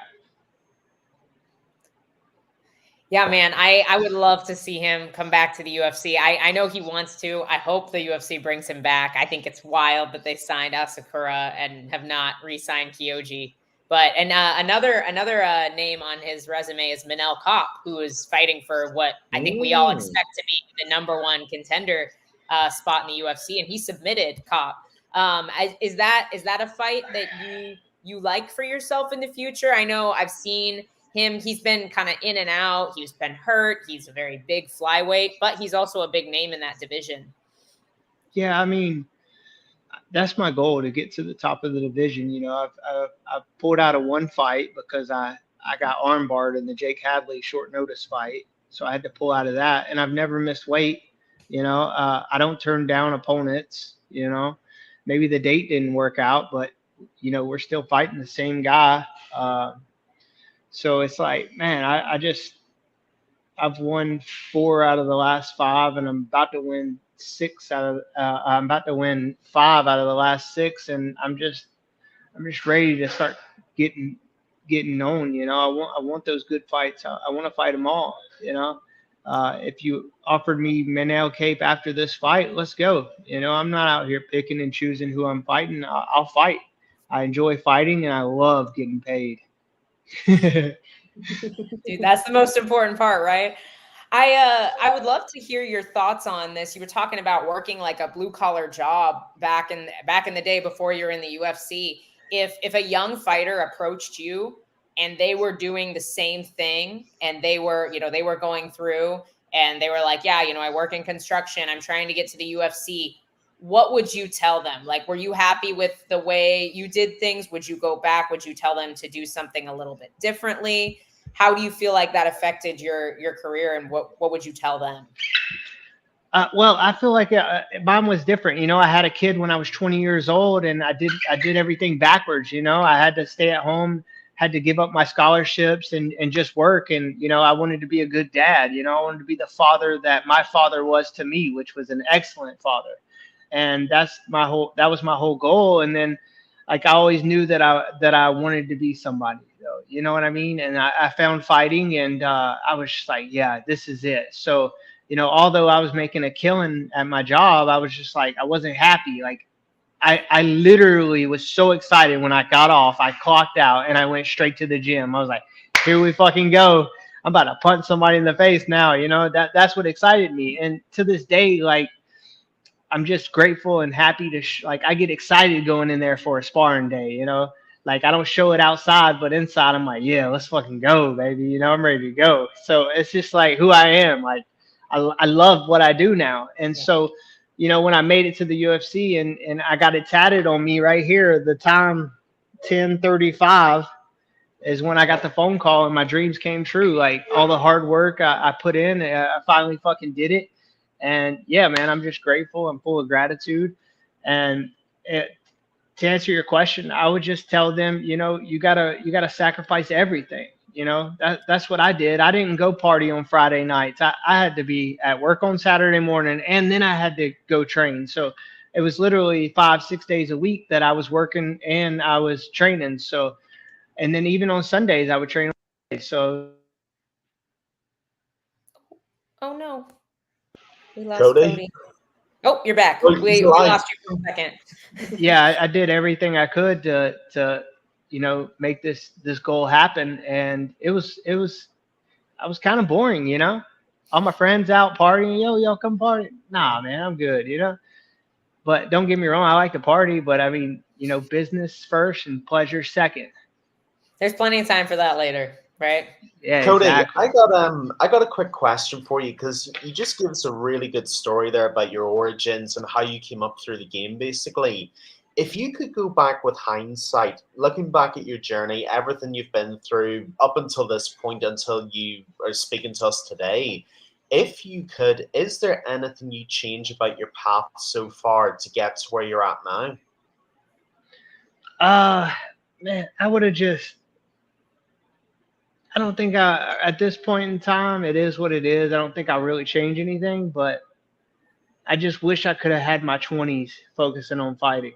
I mean, how good could I be, you know, with my mindset? And, you know, I just know that I can make it to the top. But, you know, sometimes I question myself, like, man, how good could I be if I was training in my 20s and had this available? And, and just focused on fighting, because it's been 4 years, but really 3 years because I tore my ACL. So it's all good though. As long as I win my fight July 20th, none of that matters. You know what I mean?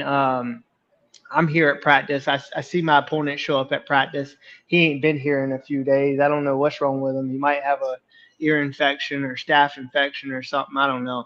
But yeah, I'm here and I'm ready to go July 20th. Hey, listen, you spoke there about wondering how good you could have been, if you'd have had your 20s to focus on this. Listen, Cody, with the way the UFC is, you beat Bruno Silva and you maybe beat Manel Cape, you may well get that chance. You never know. I mean, we've seen stranger stories. Don't write yourself off just yet, because you may well get that chance one day. I mean, we saw Steve Erceg in Rio get his chance. Who's to say you won't get one? I'd like to see you get your chance. What does that look like? Are you would you fight Pantoja if he was still holding the belt at that point in time? At this point in my career, I would have to, because he'd fight me. There's no difference. Yeah. Not somebody I want to fight. I'm inspired by that guy. I've been training with him since 2018. He's done a lot of shit for me, and he's a great person. He's a great dad, a great husband, and everything I inspire to be. So, but business is business, and if we had to, we have to. And he would say the same thing. Yeah. No, I get it. On a more positive note, Cody, July 20th, Bruno Silva, big fight for you, as you've said. How do you get this one done, Cody? Where do you see your strengths? I'm not expecting you to give the whole game plan away, because obviously I would never expect you to do that. But are there particular areas where you think you're better than him, areas where he's weaker than you? How does Cody Durden get this done on July 20th? Yeah, July 20th, I'm going to step in the cage and I'm going to stare him down from across the cage with both eyes. And then I'm going to run out and I'm going to do a Superman punch to a left hook. And then I'm going to leave my thumb out so it goes right in his eye. And then I'm going to kick him right in the damn nuts. I mean, it's going to be nasty. You know what I'm saying? And he's going to fall and the referee didn't see the nut shot. You know what I mean? And then I'm going to hit him right in his chin and he's going to be asleep. And I'm going to go home with a $50,000 bonus. Cody Rick Flair. Dave, you don't turn that into a reel immediately. 100%. I already got it. Cody's had 3 things. I'm writing numbers here. Cody's absolute money, like always. But man, Cody, we appreciate you immensely. I got 3 people in the green room. I'm sending links out. We're a busy show. We're a good show right now. We love it. But Cody, man, appreciate you a lot. I know this was on late notice. We really do appreciate you, brother. Hey, thank y'all. Have a good one. Thank you, Keelan. Awesome. Thank you. Bye. Thanks, Cody. Thank you. Awesome. Keelan, my man, appreciate you as well. Like I said, we got multiple people coming through, and we'll see you next time. All right, brother? Yeah, pleasure as always, Dave. Elle, lovely to speak to you again. I'll just say quickly before I go, because there was a really funny comment. I'm sure you'll get onto this. A guy asked Elle, "Are you single?" Oh, I'm bringing that up, Keelan. I'm bringing this up. Trust me, someone asked Maddie out last time. Here you go. Elle, are you single? This week. There's something in the water this week. I am not. Sorry. Ooh, okay. Sorry. Awesome. All right, Keith, appreciate you, brother. All right. Guys, great to speak to you. Catch you in the... All right, there's Keelan. First, before we bring in the absolute undefeated stud, Devin Cushing, we got to bring in our boxing analyst here under Fight Bananas banner. I'm loving what he's doing for us. We got Boxing Bananas 2 times a week. Let's bring in our guy real quick, Ray Roberts, to the show. Ray, what's good, brother? What's up, guys? Mic check, mic check. How I sound? Ooh, good. Hot. How you doing, buddy? man? Coming in hot. Nice. It's good. Hey, look, I'm here on the main stage, the main Fight Banana show. So we made it. Let's go. Hey, and before we get started, also, I gotta throw it out there for all the listeners. I'm also married too, so no asking if I'm single in the chat either. Please. There we go. We a merry bunch here at Fight Bananas. Talking about someone who's married to the game, undefeated, the sweetest jab in the business, bringing Pensacola back. Telling you guys, July 6th, don't miss it. Let's bring on to the show, Devin Cushing. Yes, sir. What up, Dave? What's up, Devin? Bro? How y'all doing? Good. Looking good, Dev. We're in the Celtics here. Okay. Looking good, my man. Hey, Roy has the best background. Dean Toole showing Ray some love right off the rip. You got to love that. That's how we Devin, do it. first and foremost, my man, how was Anaheim? How was the press conference? It seemed there was a little bit of beef with you guys, and of course, everything afterwards was absolutely bananas. How was Anaheim last week? Anaheim was it was a good experience, man. A lot of stuff happened. A lot of tension. So okay, you could feel the tension. Oh yeah, there's a lot of tension. Yeah, with everybody, really. You know what I mean? I know everybody's ready to go. This has been a long lead up. You know what I mean? It's been a long time coming. So, you know, I know everybody's ready to get down to business. So. Yeah, for sure. Devin, I remember seeing that contract sent to you, and it was like spring or early in the year, and now it's about to happen July 6th over the July 4th weekend. Was this kind of prolonged camp in a weird way? Has it been great for you? Has it got you that much better in the gym? Weight's great. You know, we know you got the sweetest jab in the business already. Has this prolonged camp helped you? Not even for this fight, but going forward, big 2024 for you in 2025 coming up. It actually, the pushback did help a little bit. You know what I mean? I was gave me a little bit more time to prepare. You know what I mean? And other than that, yeah, man, it helped me. It did. So I was ready June 1st regardless. But you know, things happen, and yeah, man, different date, same results, man. I'm ready to go. Camp's going good. Weight's looking good. Been sparring. I've been sparring. I'll be sparring for the next few weeks. So just putting the last few touches on camp, man, and ready to put on a hell of a performance, Dave, in California, man. So can't wait. I'll be out there. Ray, what you got, Ray? Sweet. Yeah, you talked about some of the tension that was going on at the press conference and whatnot. Everyone could feel it. You know, your opponent was definitely had some choice words for you, whatnot. When it comes to stuff like that, does that fire you up a little bit more? Do you try not to think too much into it? Is it all just a bunch of noise? How do you take that? Yeah, man, I don't feed into it too much. I just just playing along with it, man, and just he's got a big mouth. You know what I mean? Come July 6th, well, all the talking's gonna be done. So you gotta. Everyone has a plan, right? Yes, sir. Until you get punched in the mouth. So, but other than that, man, just yeah, man, the talking's all done. The press conference is done.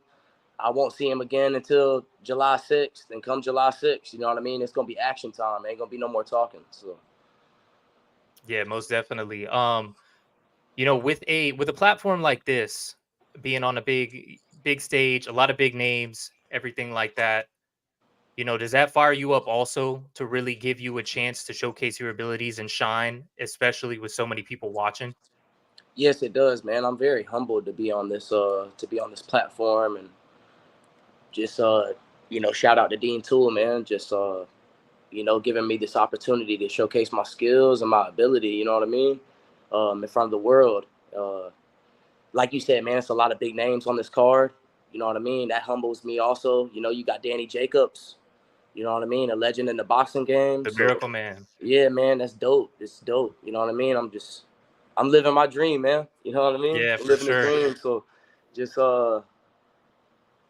yeah, man, all the hard work's done. I've been doing this since I was a kid, man.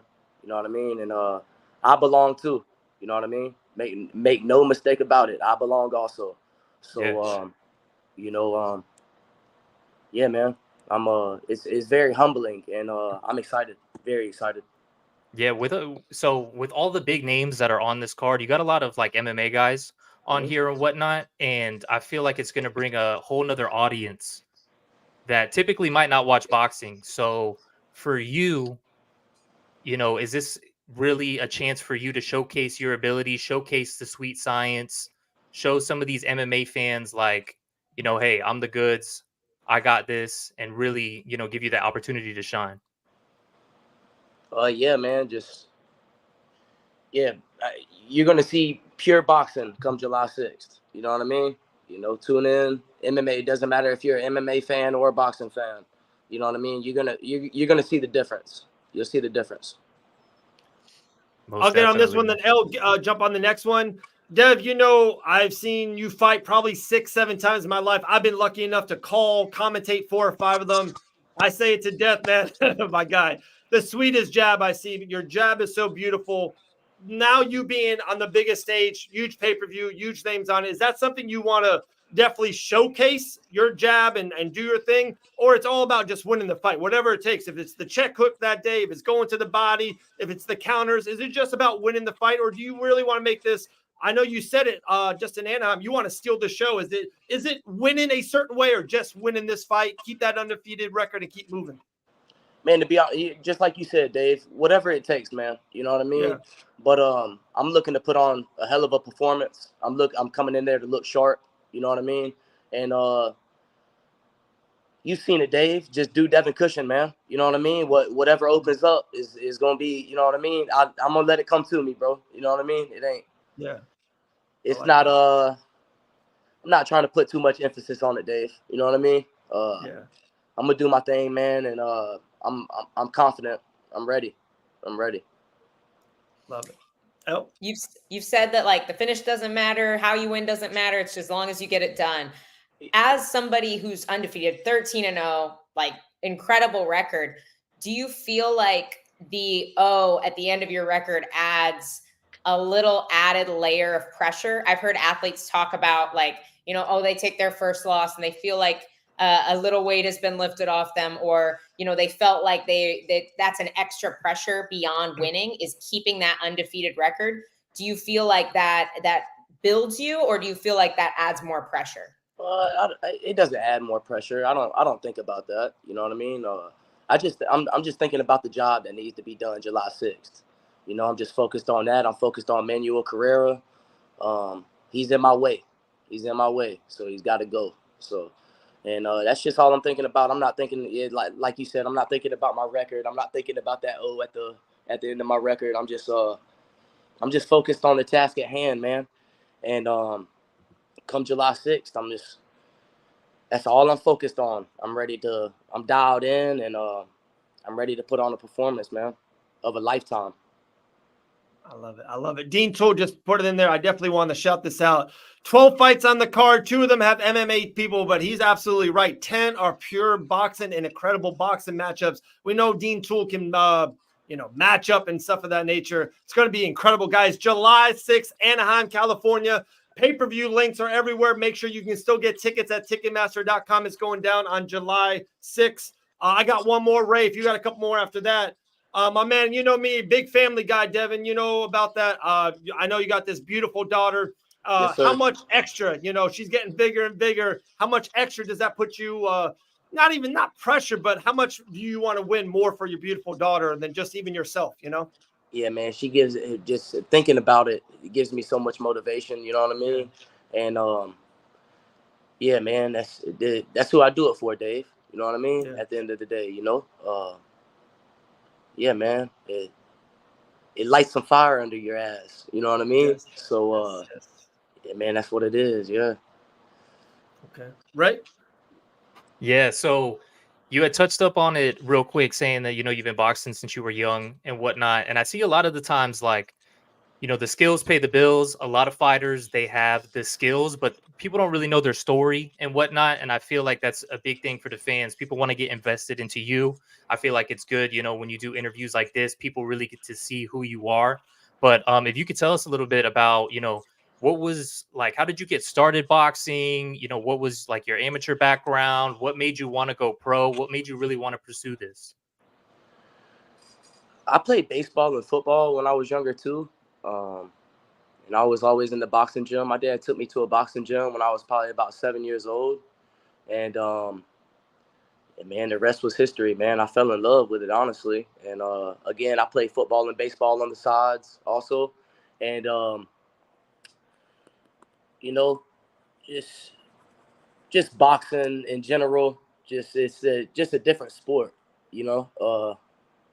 You're by yourself, and you know, it's very demanding, you know what I mean? And yeah, man, I got taken to a boxing gym early, and going pro, man, I've done it my whole life. So I had I think my amateur career was I was 60-12 or something like that. You know what I mean? So I've been around the amateur game a long time, been in the amateur circuit a minute. And 2016, August 2016, I turned pro, 21 years old. So I've been around the game a long time, man. I love it. I fell in love with it at an early age. And to be honest with you, Ray, it's all I know. So yeah, no, for sure, man. That makes sense. When did you realize, when you were young, that you were good at it? Probably my second, third fight when I knocked the guy out, when I knocked the little boy out. probably over there, good, yeah, right? Right up the road over there in Fort Walton Beach, man. Okay, nice, yeah, man. Hey, Elle, you got to run?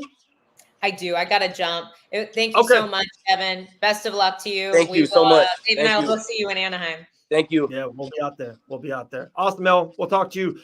Devin, man, I know there was this massive brawl out there in Anaheim. A lot of stuff went viral. A lot of stuff even for us for Fight Bananas. You gonna put me on the spot, Dave? I bet.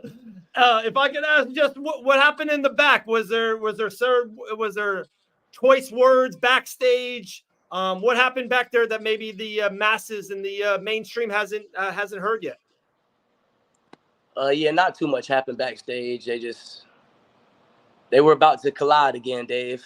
But other than that, yeah, they were about to collide again. They were, each team was at each other back there a little bit for a second, and everybody ended up getting it broke up. The security and stuff ended up getting it broke up. But yeah, nothing happened backstage too much, man. Okay. But it unfolded very quick out there, So.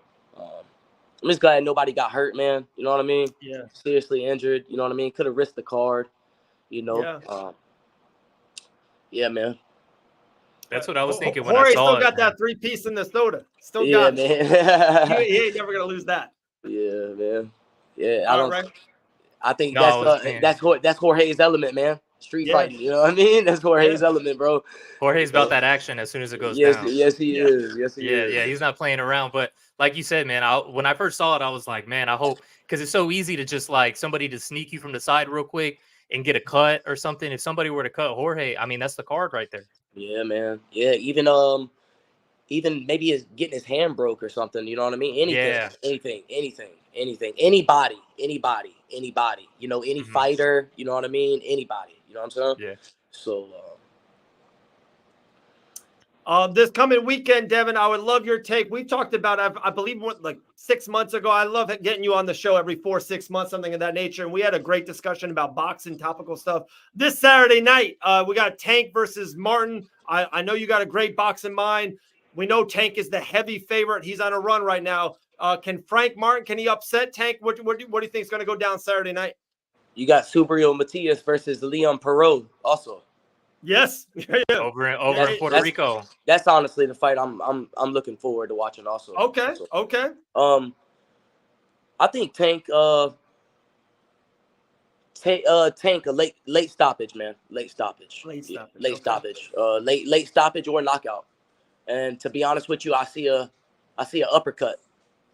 Okay. I see an uppercut. I'm calling it. An uppercut to the body or upstairs. Love it. Yeah, so Ray, you got anything else with that? Screen grab that prediction. Yeah. We'll cut that. So when it comes true in the future. Man, yeah, you were bringing up Subriel Matias, bro. He's fighting over in the middle of Puerto Rico. Kind of sad I'm not going to that anytime I get an opportunity. Man, dude, you talking about that, Ray, man. If I fought June 1st, man, if the fight was June 1st, I wanted to go out to Puerto Rico and watch that. Yeah. Dude, I went for what was supposed to be that Mendes Serrano fight with Jake Paul and everybody. I went to that one and that was awesome. But any opportunity I get to go to the island, I'm taking it. That's what's up. Yeah, for sure. I've never been, so I got to check it out. You never been to Puerto Rico? I've never been to Puerto Rico. I have not. Man. Yeah, man. I got some killers out there too. Elvin Brito. Yeah. Yep. Yeah. Elvin Brito. Yeah, man. Yeah. I need to go holler at my boy. Yep.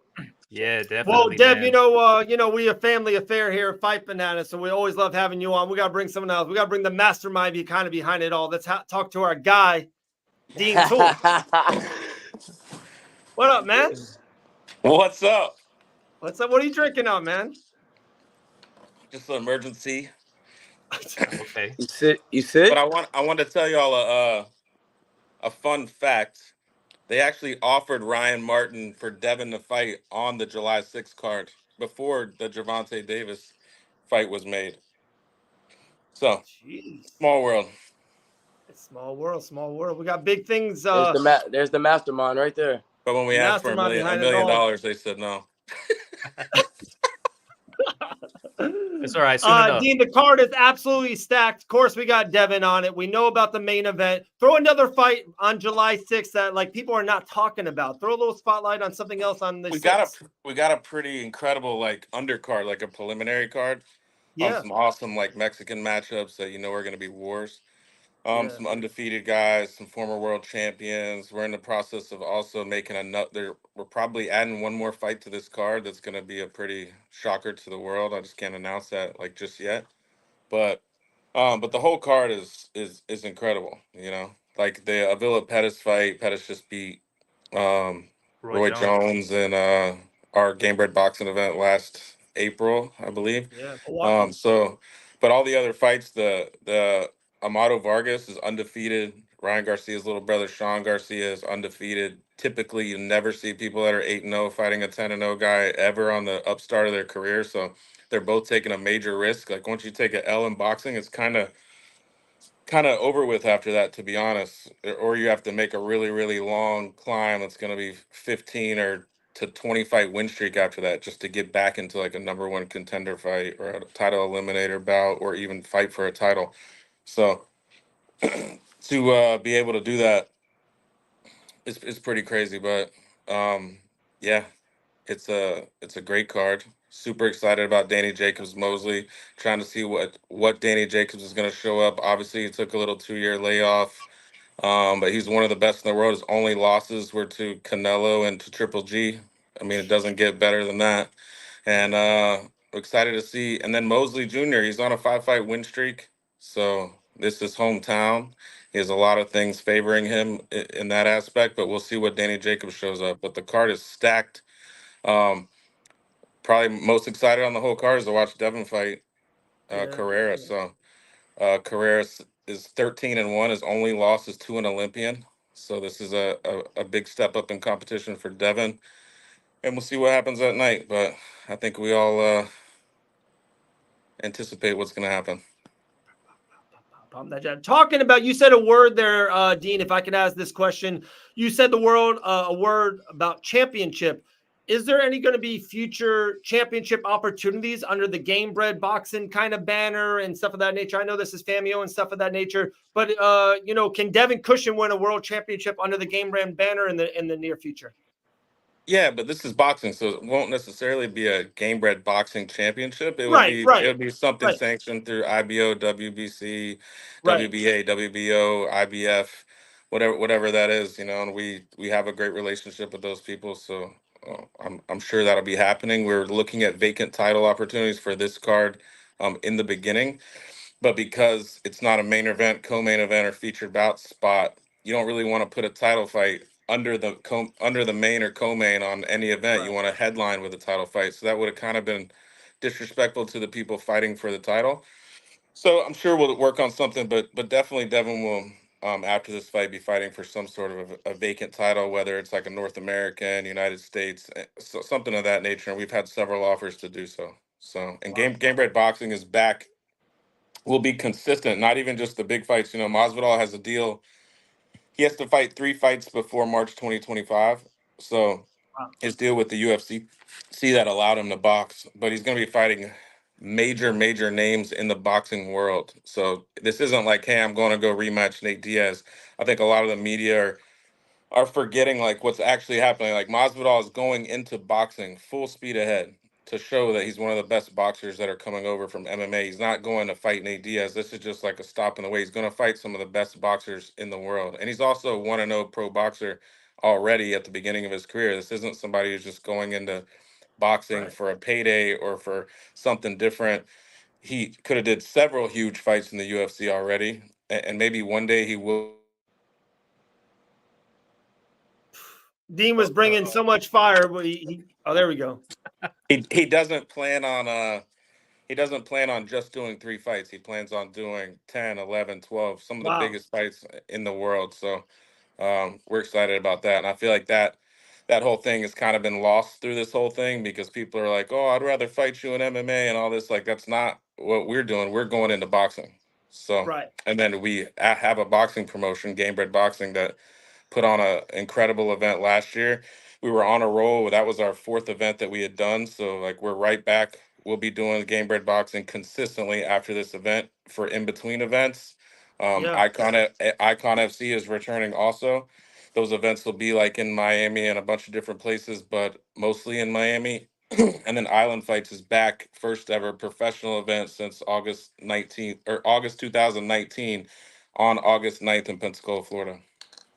Let's go. Wait, it's already in my calendar. I cannot wait. Ray, I know you might have something for Dean or Devin. I'll give you the floor after this one. I got one more for Dean and kind of Devin. Do you like the combination of putting Jorge and Devin on the same card? Jorge's got amazing following, so many eyes he brings. Devin is one of the biggest rising stars in the whole sport of boxing. Is that a great kind of tandem, Jorge and Devin on the same card, or future cards, do you think you'll space them out?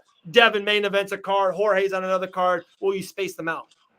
Well, Devin's used to being super active. So anybody that came up from the amateur boxing world, these guys had 50, 75, 100, 200. We even know people when they were 15 years old that had 300 amateur fights. So, like, boxers are super, super active. Amateur MMA fighters will have 5 fights, turn pro, 10 fights, 20 fights. They think that's a lot. It's nothing. Like, these guys are used to fighting every week, cutting weight religiously, and being active. So to not be active it's got to be probably very hard for somebody like Devin. So I'm sure he'll fight on every card that Masvidal's on, all the big ones, and he'll also fight in between. So our goal for Devin is to get him to like 23, 24, 25-0 and to get those huge fights. And fighting on the cards with Masvidal is only going to put more eyeballs on him. So, like, the whole world, it's like you said, he's coming to steal the show. That's a fact. Like, he's going there for everybody to remember Devin Cushing's name that night, you know, regardless of who's fighting. Like, I want everybody to remember me that night, you know? So he knows what he's got to do, and I think everybody is excited about it. But when we made this deal originally, Devin was a part of the deal. Every card that Masvidal's on, Devin's going to be on every card, so. Damn, Devin Cushing, man, superstar right there. Ray, I know you probably got something for the boys. What do you got? Yeah, man. I mean, I feel like what Dean is saying, you know, a lot of the times in the MMA space, like in watching the UFC cards and whatnot, you know, people will tune in for the main event, but it'll be one of those undercard fights that really steals at the show. And I feel like with this, there's a huge opportunity for Devin to go in there and steal the show on this one.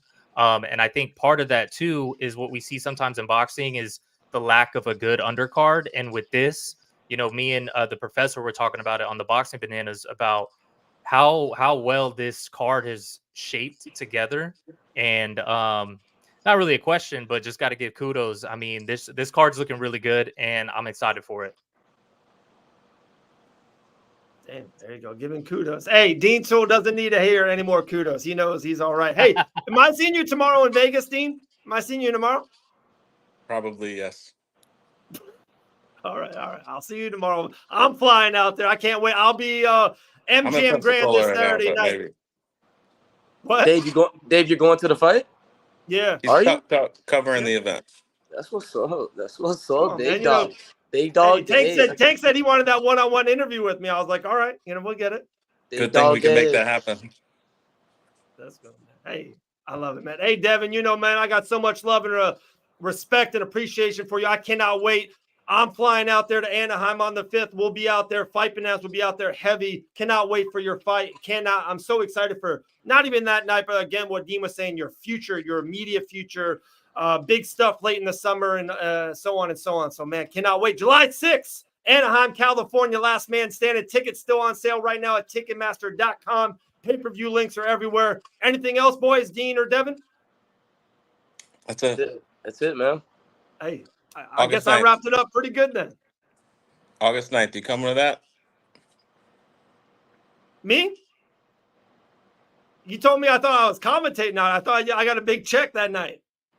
Well, it's a big deal. So we're back. Every show from now on will be a pro mixed with amateur card for Allen fights. So 8 of them every year.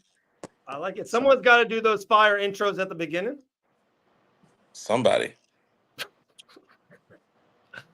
Love it, man. All right, boys. Ray Roberts, David Auken. We've been on for 2 hours. Appreciate Brendan Allen for coming on. Devin, appreciate you coming on. We'll see you guys on July 6th. Thank you for having me, Dave. Thank you, brother. Yeah, thank you. Yes, sir. See you guys. Thanks, Dave. Thanks, Ray. See you guys. Dean, appreciate your time. You're the man. Ray, there we go. That was fire. I'm telling you, July 6th, Anaheim, California. You're not going to want to miss it. Get your tickets right now at Ticketmaster.com. Ray, any last words, my man? Man, I'm excited for it. Like I was saying, I feel like the cards really come together well. We got a lot of good names on there. Big opportunity for Devin.